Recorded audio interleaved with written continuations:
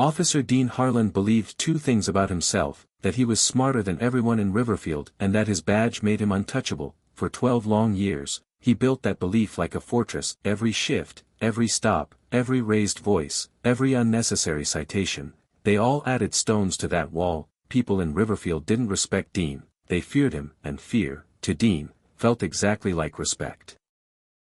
He never questioned himself, never doubted his actions, never wondered who he was becoming that he didn't have to. No one ever challenged him, not until the morning a woman named Aria Lane stepped into town with calm footsteps and an expression he could not read. She arrived quietly, carrying a single black bag, her presence blending into the ordinary rhythm of the day, but something about her eyes made people pause.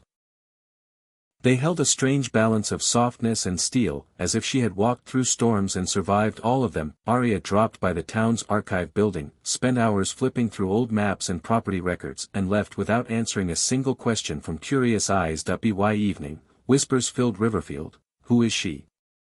Why is she here? Did you see how she walked? Like she wasn't scared of anything. Dean heard those whispers that he didn't like them. He didn't like new people, didn't like unfamiliar faces, and didn't like the feeling, small and sharp, that he couldn't control the story anymore. So the next morning, when he saw Aria driving through the town square, he turned on his siren without hesitation. Aria pulled over with no panic, no sign of guilt, just a calm, steady breath. Dean walked up to her window with the confidence of a man who believed the world would always bend for him. License and registration, he said. Aria handed them over instantly. Her voice was steady, her posture was straight, her eyes didn't shift or flutter. Dean didn't like that either. You know why I stopped you? He asked. No, officer, Aria replied softly. I wasn't speeding. You failed to turn into the correct lane. I stayed in my lane the entire time. Her voice sounded factual, not defensive, and that alone irritated him. Dean clicked his pen. Are you arguing with me? No, Aria said calmly. I'm correcting you. Dean froze for a moment. People didn't correct him, people apologized, people got quiet, people swallowed their frustration and accepted whatever he wrote, but this woman, she handed him the truth without fear. He wrote 3 citations anyway, all false, all meant to remind her who held the power here. He placed them on her dashboard. Aria looked at them, then at him, and for a brief moment, Dean felt something he had never felt before, checked, evaluated, understood in a way that made him uncomfortable. Aria said only one sentence. I'll see you in court. Dean laughed. He laughed louder than necessary. No tourist, no stranger, no outsider had ever dared to take him to court, not one. They all backed down, but as he walked back to his patrol car, that short sentence kept echoing in his mind. I'll see you in court. That afternoon the town erupted with rumors. She's taking Dean to court. She must not know who she's dealing with. She's going to lose.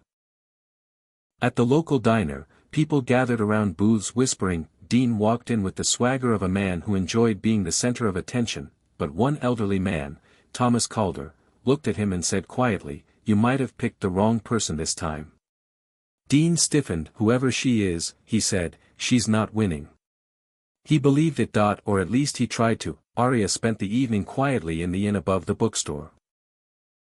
She placed the citations on her table, lined them up perfectly, and opened a thick folder from her black bag. Inside it were documents, case reports, notes, timelines, all organized with intense clarity. She pulled a file from the middle. It had a label on it. Pattern Case 07, Power Abuse, Small Town Units.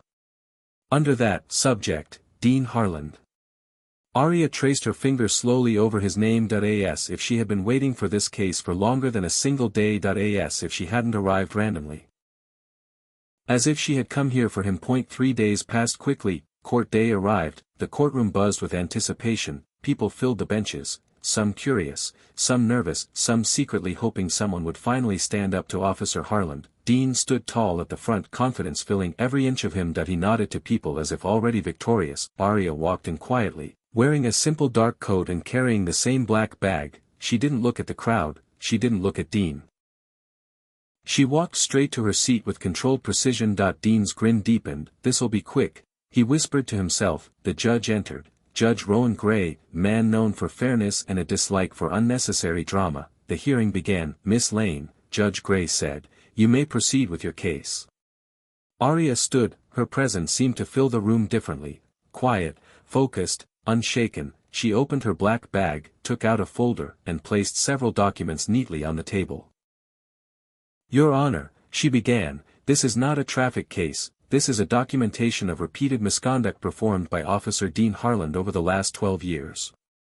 The room fell silent. Dean's jaw tightened. "What are you talking about?" he barked. Aria didn't look at him, she addressed the judge. "In the last 12 years, Officer Harland has issued over 47 unjust citations, all dismissed due to lack of evidence." She held up a series of reports. "These are sworn statements from 23 different residents who reported unnecessary intimidation, false accusations, and wrongful stops, all following the same behavioral pattern."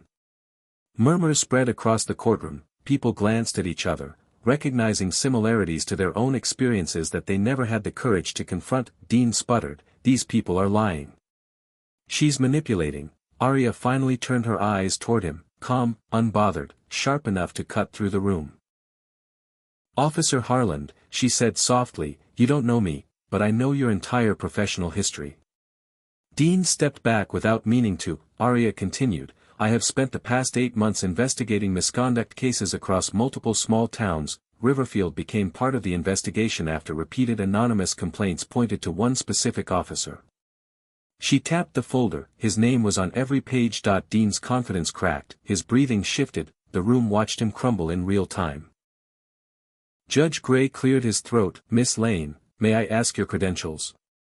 Aria opened a small leather wallet, handed a badge to the judge. "Not a police badge. A federal credential. I am Aria Lane," she said, "senior investigator for the Department of Public Integrity." Gasps filled the room. Dean's face turned pale. He gripped the table as if it were the only thing keeping him standing. Aria continued, "I came to Riverfield quietly, to observe Officer Harland's conduct without interference. He provided me evidence within minutes of arrival."